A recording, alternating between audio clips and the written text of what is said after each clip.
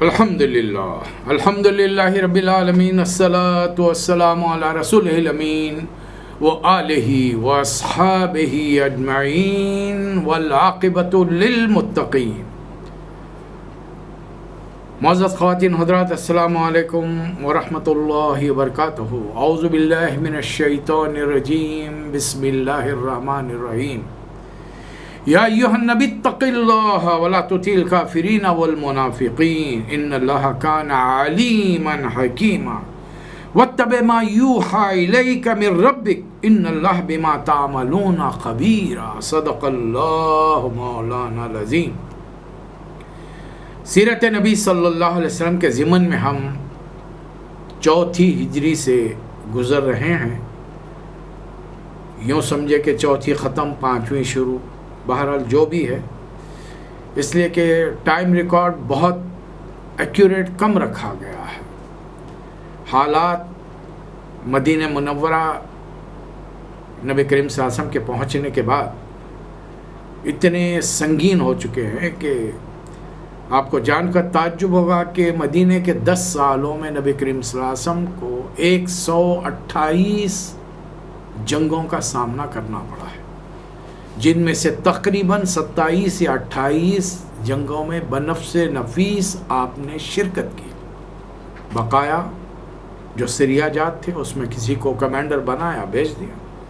تو لگائیے، اندازہ لگائیے کہ مدینہ منورہ میں صورتحال کیا ہے۔ ایک طرف تو دشمنان اسلام کی یلغار ہے جو اس ابھرتی ہوئی اسلامی اسٹیٹ کو، حکومت کو ختم کرنا چاہتے ہیں، اور دوسری جانب اللہ تعالیٰ جو ایک چھوٹی سی مملکت بن چکی ہے وہاں پر اسلامی نظام کو رائج کرنا چاہتا ہے اپنے نبی اور ان کے فالوورز، ماننے والوں کے ذریعے۔ ایک اہم ترین مسئلہ تھا عربوں میں منہ بولے بیٹے کو متبنہ یا لے پالک، اڈاپٹیڈ سن، ڈاٹر، جو بھی ہے، اس کو حقیقی اولاد کی طرح تصور کیا جاتا تھا، اور پھر جو آدمی ان کو اپنا لے پالک بنا لیتا تو اس کے بعد میں یہ بھی جائیداد میں حصہ قرار پاتا۔ تو یہ ایک ایسا رشتہ تھا جو انسان کا بنا ہوا تھا، اللہ کے نزدیک قابل قبول نہیں تھا۔ رشتے صرف وہی حلال ہیں جس کا قرآن میں اللہ نے ذکر فرمایا۔ بقایا اس کے علاوہ انسانی قائم کردہ رشتے اللہ کے ہاں قابل قبول نہیں ہیں۔ نبی کریم صلی اللہ علیہ وسلم نے ایک بچے کو اپنے جوانی کے زمانے میں، جب آپ کا نکاح حضرت خدیجہ رضی اللہ تعالی عنہا سے ہوا تھا، اور انہوں نے اس بچے کو تحفتاً آپ کی خدمت کے لیے دیا تھا، حالانکہ آزاد گھرانے کا لڑکا تھا۔ اس کی ماں اسے لے کر اپنے میکے گئی تھی، اور وہاں پر کسی نے حملہ کر دیا اور بچے کو اٹھا کے لے گئے، پھر غلام بن کر منڈیوں میں بکتا ہوا۔ حضرت خدیجہ کے بھتیجے حکیم بن حزام رضی اللہ تعالیٰ نے خریدا اور لا کر اپنی پھوپھی کی خدمت میں پیش کر دیا، اور نکاح کے موقع پر نبی کریم صلی اللہ علیہ وسلم کی خدمت میں حضرت خدیجہ نے انہیں دے دی۔ کچھ عرصے بعد حضرت زید کو، جیسا کہ واقعہ جانتے ہیں، کہ ان کے والد کو اور اطلاع ملی کہ میرا بیٹا مکے میں کسی صاحب کے پاس ہے۔ وہ اپنے بھائی کے ساتھ آئے، نبی صلی اللہ علیہ وسلم سے ملاقات کی اور کہا، بتایا زید بڑے اچھے خاندان کا ہے، کھاتے پیتے گھرانے کا ہے، اور ہم مالدار لوگ ہیں، آپ بتائیے جو بھی قیمت ہے ہم آپ کو دیں گے۔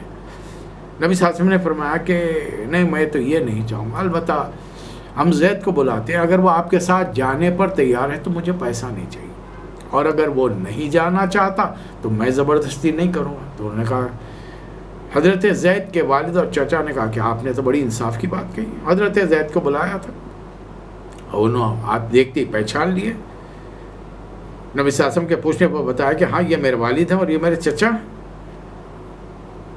نبی صلی اللہ علیہ وسلم نے فرمایا کہ بھئی یہ زید، یہ دونوں حضرات آپ کو لینے کے لیے آئے ہیں۔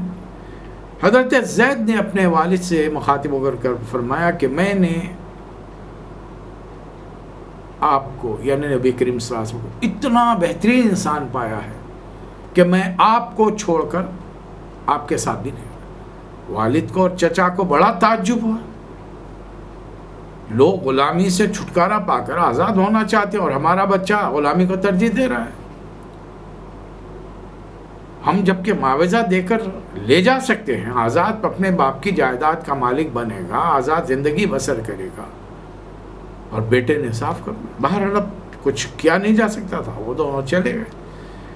نبی کریم صلی اللہ علیہ وسلم نے حضرت زید کا ہاتھ پکڑا اور کعبۃ اللہ کے پاس لے جا کر اعلان کیا کہ آج سے یہ زید بن محمد ہے، مجھ سے وراثت پائے گا.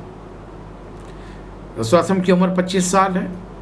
اب ہم مدینہ پہنچ چکے ہیں اور مدینے میں چوتھا سال ہے، یعنی جملہ طور پر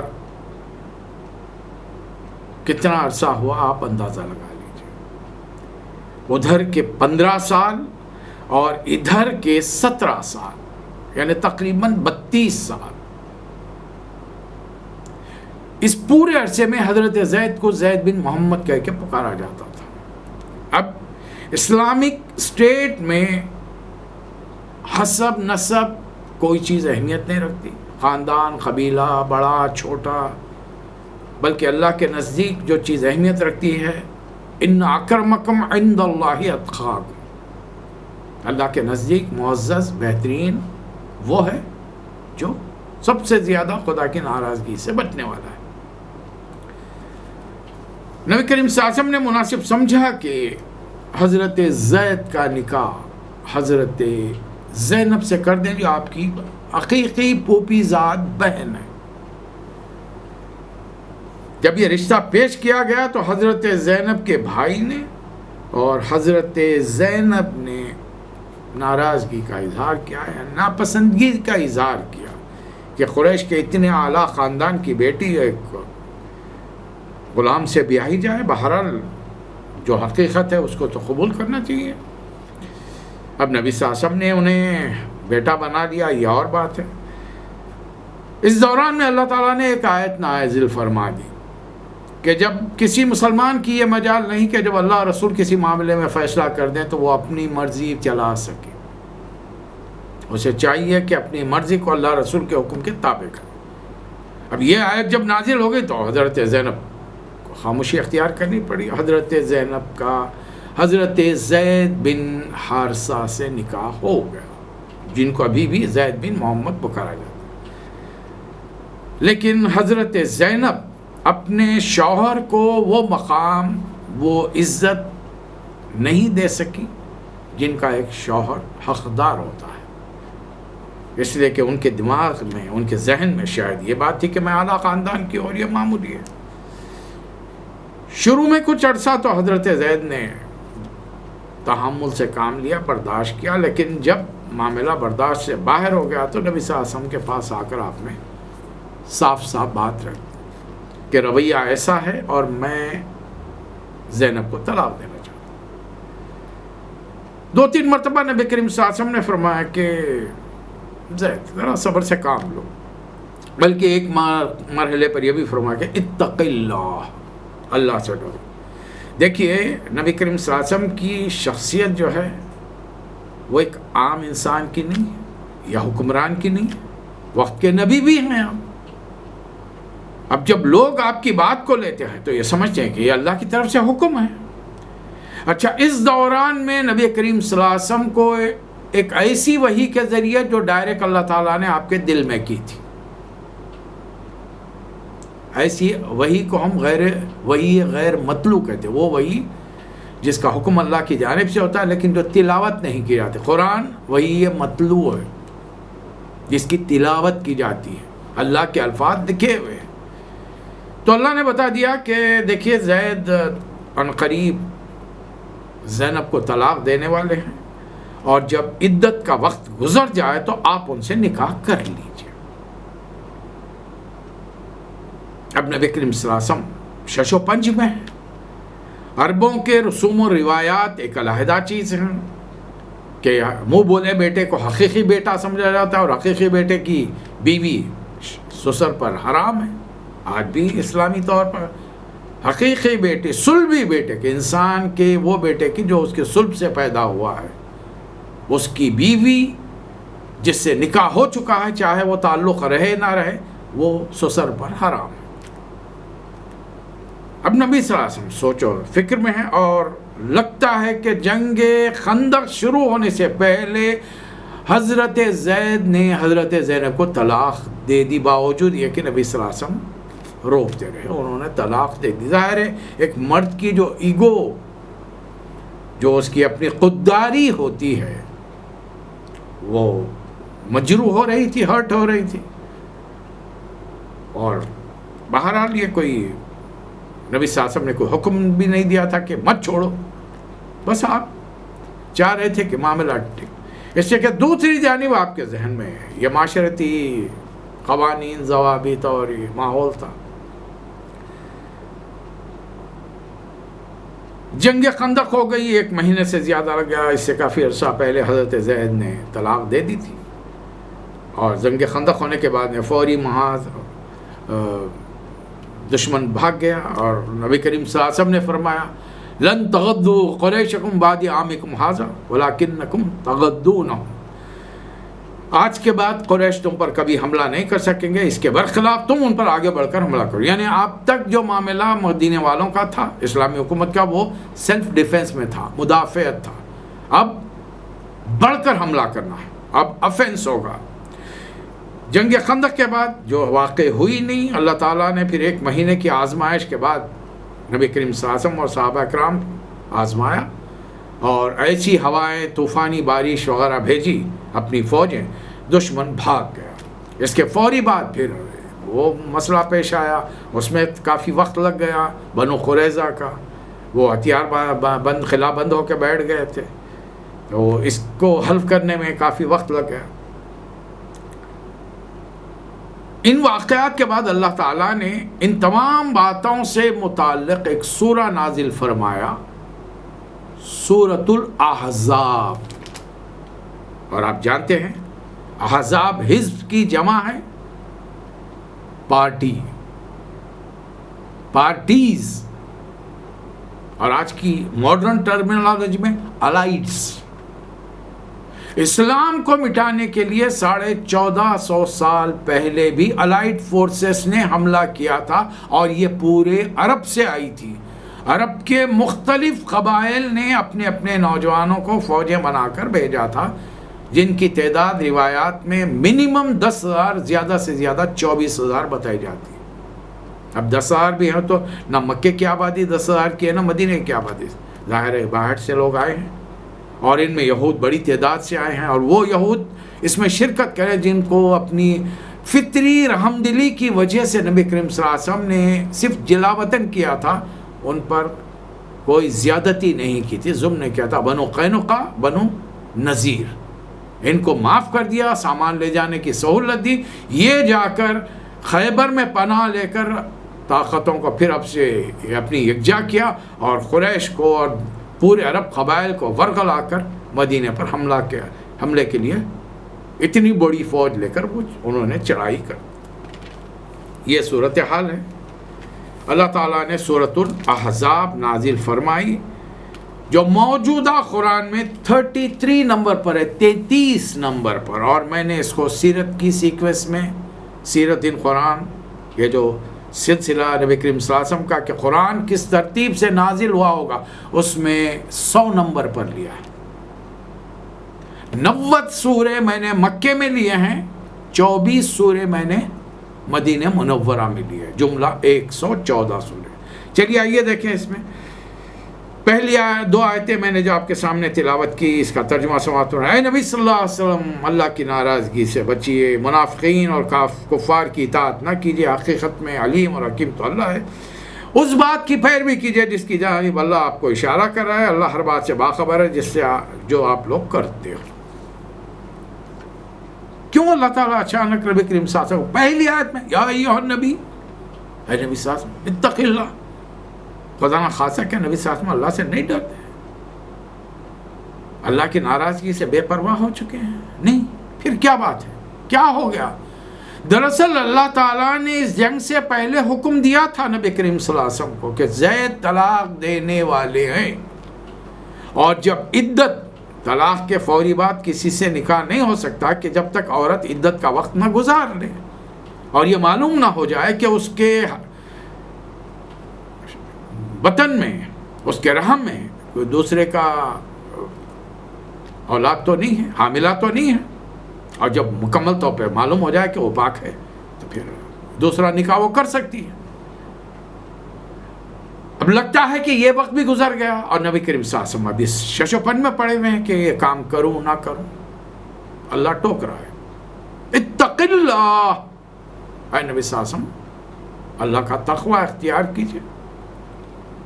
اور یہ جو رسم روایات ہیں انہی کو تو ہر دور میں توڑنے کے لیے ہم نبیوں کو بھیجتے ہیں، اور آپ تو خاتم النبیین ہیں۔ اور کیا اللہ کو معلوم نہیں کہ اس بات پر آپ کے لیے کیا کیا مخالفتیں ہوں گی، کیا کیا افواہیں گردش کریں گی، کیسے کیسے قصے کہانیاں گھڑے جائیں گے؟ اللہ ان اللہ کان علیما حکیما، وہ علم بھی رکھتا ہے، حکمت والا بھی ہے، وہ چاہتا ہے کہ تمام باتیں ہوں، لیکن آپ عمل کیجئے۔ آپ کا کام کیا ہے؟ وَاتَّبِعْ مَا يُوحَىٰ إِلَيْكَ مِن رَبِّكَ، آپ کے رب کی طرف سے جو وحی کی گئی۔ اب مجھے پورا قرآن مطالعہ کر کے مجھے بتائیے آپ یہ وحی کہاں ہے جس میں اللہ تعالیٰ نے نبی کریم صلی اللہ علیہ وسلم کو حضرت زینب سے نکاح کرنے کا حکم دیا تھا۔ یہ ان لوگوں کے لیے ایک بہت بڑا سبق ہے جو کہتے ہیں کہ ہم کو وحی کی احادیث کی ضرورت نہیں ہے، قرآن کافی ہے۔ قرآن کافی ہے تو بتاؤ نا بھائی، اللہ تعالیٰ نے رسول اللہ صلی اللہ علیہ وسلم کو کب حکم دیا، کون سی آیت میں حکم دیا کہ آپ زینب سے نکاح کریں؟ اور یہ اللہ نبی صلی اللہ علیہ وسلم کو تقوی کی بات اختیار کرنے کا حکم دے رہا تھا، کیوں؟ وجہ کیا ہے؟ اور اس چیز پر عمل کیجئے۔ وَاتَّبِعْ مَا يُوحَىٰ إِلَيْكَ، کس چیز کی پیروی کریں، کیا کریں، کس حکم کو بجا لائیں؟ تو ماننا پڑے گا کہ قرآن کے علاوہ بھی نبی کریم صلی اللہ علیہ وسلم کو اسی کی مانند ایک علم دیا گیا تھا جو حکمت پر بیس ہے، اللہ کی آیات کی، اللہ کے احکامات کی تشریح کھول کھول کر عملی اور قولی اور تحریری طور کے پر بیان کریں۔ جو کام آپ کریں گے وہ عملی ہوگا، جو فرمائیں گے وہ قولی ہوگا، کسی چیز کو ہوتا ہوا دیکھ کر خاموشی اختیار کریں گے یہ تقریری ہوگا۔ تو یہ پہلی آیت دلالت کرتی ہے کہ نبی کریم صلی اللہ علیہ وسلم کو اللہ تعالیٰ نے حکم دیا تھا، اور یہ پہلا موقع نہیں ہے، انشاءاللہ آنے والے دور میں ہم دیکھیں گے ایک اور حکم ہے، وہ بھی آپ نہیں ملے گا۔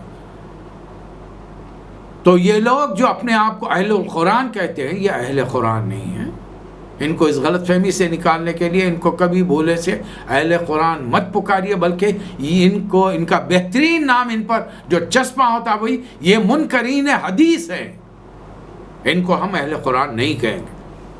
یہ خواہ کے اپنی بات میں وزن پیدا کرنے کے لیے حضرت عمر کے جملے کو دہراتے ہیں کہ ہمارے لیے قرآن کافی ہے۔ آپ وہ صورتحال کو اگر آپ دیکھیں گے انشاءاللہ وہ جب سیرت کا اختتام تک پہنچے گی خود وہ بات واقعہ آپ کے سامنے آ جائے گا کہ حضرت عمر فاروق رضی اللہ تعالیٰ عنہ نے کس مرحلے پر یہ جملہ فرمایا تھا۔ اور پھر سوال یہ ہے کہ حضرت عمر کی زندگی میں انہوں نے رسول اللہ صلی اللہ علیہ وسلم کو بڑا قریب سے دیکھا تھا، اتنا آج کے لوگوں نے دیکھا ہے؟ آج کے لوگوں نے تو صرف پڑھا ہے، اور وہ بھی ضعیف عربی کی بنیادوں پر پڑھا ہے۔ ان کی کون سی مادری زبان عربی ہے اور کون سا انہوں نے پورا عربک لٹریچر کو کھنگالا ہے کہ زبانوں پر ان کو کنٹرول ہو گیا؟ تو پھر یہ کیسے دعویٰ کر سکتے ہیں؟ تو ان کے لیے فتویٰ یہی ہے کہ ان کو منکرین حدیث بلایا جائے۔ اب اللہ تعالیٰ مسئلے کی طرف آ رہا ہے، جو حکم دیا جا رہا ہے وہ کیجئے اور بھروسہ کیجئے اللہ پر۔ وَتَوَكَّلْ عَلَى اللَّهِ وَكَفَى بِاللَّهِ وَكِيلًا، اللہ پر بھروسہ کیجئے، اللہ ہی وکیل ہونے کے لیے کافی ہے۔ پہلی چیز، مَا جَعَلَ اللَّهُ لِرَجُلٍ مِّن قَلْبَيْنِ فِي جَوْفِهِ، اللہ تعالیٰ نے کسی انسان کے سینے میں دو دل نہیں رکھے ہیں، دھڑ میں اوپری حصے میں دو دل نہیں رکھے۔ اب رہی بات ایک مسئلے کا یہاں پر سلوشن دیا جا رہا ہے، ایک ہی آیت میں دو مسئلوں کا حکم دیا جا رہا ہے۔ ان بیویوں کو جن سے تم زہار کرتے ہو، یہ عربوں کی ایک عادت تھی، بیوی سے جس دن ناراض ہوئے خفا ہو کر اسے کہہ دیے آج سے تیری پیٹ میری ماں جیسی، میری بہن جیسی، میری بیٹی جیسی۔ اب یہ جملے کا مطلب یہ ہے کہ آج سے اگر میں نے تجھ سے کوئی تعلق رکھا ازدواجی تو ایسے جیسا کہ میں نے ماں سے، بہن سے، بیٹی سے رکھا. اچھا یہ کہہ کر نہ بیوی کو طلاق دیتے، چھوڑتے، نہ اسے کسی اور سے نکاح کرنے دیتے، نہ خود تعلق رکھتے، لٹکا کے رکھ دیتے. اللہ تعالیٰ اسے زہار کہتے ہیں. زہار کی رسم کے بارے میں فرما رہا ہے تمہارے منہ سے ماں کہہ دینے سے کچھ نہیں ہوگا. تمہاری مائیں تو وہ ہیں جن کے بطن سے تم پیدا ہوئے ہو. دوسری چیز وَمَا جَعَلَ أَدْعِيَاءَكُمْ أَبْنَاءَكُمْ، اور اللہ نے تمہارے منہ بولے بیٹوں کو تمہارا بیٹا نہیں بنایا. منہ بولے بیٹے کو اگر کسی کو بیٹا بنا لیا، یاد رکھیے بہت سارے لوگ ہمارے معاشرے میں کہتے ہیں اولاد نہیں ہوتی، اپنے بھائی کے بیٹے کو، عزیز کے بیٹے کو، رشتہ دار کے بیٹے کو اپنا بیٹا بنا لیتے ہیں. محرم ہے اور بات ہے، دودھ پلا دیا اور بات ہے. فرض کیجئے کسی غیر کے بچے کو لے کر پالا، بیوی نے دودھ نہیں پلایا، بچہ بڑا ہوتا گیا. جس دن یہ لڑکا بالغ ہوگا، اڈاپٹ کرنے والے کی بیوی اس دن سے اس سے پردہ کرے گی، حالانکہ اس نے اس کو بچپن میں نہلایا دھلایا ہوگا، اس کی گندگی صاف کی ہوگی. اور بات ہے جس دن یہ بالغ ہو گیا اس دن سے وہ پالنے والی عورت اس سے پردہ کرے گی.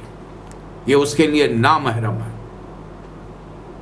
پلانے دھلانے گندگی صاف کرنے کا مطلب وہ اس کے لیے محرم نہیں ہو جائے، الا یہ کہ اس نے دودھ پلایا ہو یا پھر رشتہ کوئی محرم کا ہو. اس کے علاوہ کوئی رشتہ اللہ کے یہاں قابل قبول نہیں. اور اس کے بارے میں اللہ فرماتا ہے ذالکم قولکم بافواہ، یہ تم نے رشتے گھڑ لیے ہیں. آج ہندوستان میں دیکھیے کالجز میں، کمبائنڈ کالجز میں پڑھتے ہیں، ایک لڑکی آتی ہے راکھی کے موسم میں، ان کے تہوار کے موقع پر ایک مسلمان کو دھاگا باندھ دیتی ہے اور تاریخ لے جا کے ملاتے ہیں شہنشاہ ہمایون کے ساتھ کہ ایک ہندو رانی نے قتل کہا تھا، راکھی کے ساتھ بھیجا تھا، میرے آپ بھائی ہیں، حملہ کی جو انہوں نے حملہ کر دیا. یہ تمام باتیں اسلام میں، اس قسم کے ڈرامے بازیاں اسلام میں نہیں ہیں. کسی کے کہہ دینے سے یا آپ کے میرے کہہ دینے سے کوئی رشتہ حلال نہیں ہو جاتا نہ حرام ہو جاتا. کلیئر؟ اس لیے اللہ اب حکم دے رہا ہے مدینہ منورہ میں 4 ہجری میں 32 سال کے بعد 32 سال کے بعد کیا کیا جائے؟ ادعوہم لآبائہم هو اقسط عند اللہ. جن بچوں کو آپ نے گود لیا ہے، منہ بولا بیٹا بنایا ہے، متبنہ بنایا ہے، لے پالک بنایا ہے، اڈاپٹیڈ سن بنایا ہے، ان کو ان کے اصلی باپوں کے نام سے پکارو. اس ایک آیت نے 32 سال کا اس پورے ریکارڈ کو ختم کر دیا. 32 سال سے لوگ جو زید بن محمد کہہ کے پکار رہے تھے، اس ایک آیت کے نزول کے بعد ہر کسی کی زبان پر حضرت زید کا نام زید بن حارثہ ہے. اب آئندہ انہیں کوئی بھی زید بن محمد کہہ کے نہیں پکارے گا، اس لیے کہ ان کے اصلی باپ کا نام ادعوہم لآبائہم، ان کے اصلی باپوں کا نام. فرض کر لو فإن لم تعلموا آباءہم، اب اگر کسی کے باپ کا نام کا پتہ نہیں، فإخوانکم، بعض اوقات غلطیاں ہو جاتی ہیں، نوجوان لڑکے غلطیاں کر لیتے ہیں، بغیر نکاح کے اولاد ہو جاتی ہے. ان معصوم بچوں کو برا مت کہو، عموماً جس کے منہ میں آتا ہے بک دیتے، لغو باتیں زبان سے نکالتے. اللہ منع فرما رہا ہے، اس بچے کی کوئی غلطی نہیں، وہ بچہ اب تمہارا کیا؟ فإخوانکم فی الدین، وہ دین میں تمہارا بھائی، وہ موالیکم، وہ تمہارا سرپرست ہے، رفیق ہے، دوست ہے، ساتھی ہے تمہارا. پھر اللہ تعالیٰ رسول اللہ صلی اللہ علیہ وسلم کے بارے میں فرما رہا ہے، نبی کون ہے جانتے ہو؟ النبی اولیٰ بالمؤمنین من انفسہم، نبی تو ایمان والوں کے لیے ان کی ذاتوں سے زیادہ، اپنی جانوں سے زیادہ اہمیت رکھتے ہیں. اور ان کی بیویاں وازواجہ امہاتہم، اور ان کی بیویاں امت کی مائیں ہیں. اس پر بھی بڑا باویلا ہوتا ہے.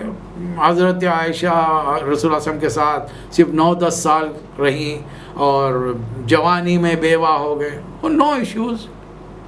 کیا مقام ملا؟ لوگ شہرت حاصل کرنے کے لیے، ناموری کے لیے مال خرچ کرتے ہیں، محنتیں کرتے ہیں، جیلوں کو جاتے ہیں.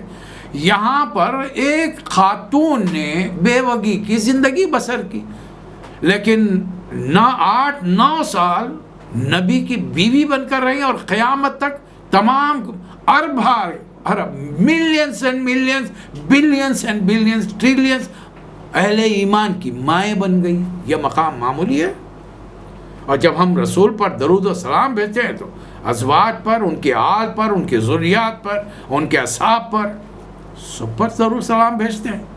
یہ مقام ہر کسی کو مل سکتا ہے؟ اچھا ہم پر منہ وہ لوگ کھولتے ہیں جن کی لاکھوں عورتیں، مائیں، بہنیں، بیویاں جاتی ہیں چرچوں کے اندر، اپنے عبادت گھروں کے اندر بیچلری کی زندگی بس. ان کو یہ مجال ہے کہ ہمارے سامنے منہ کھول سکے؟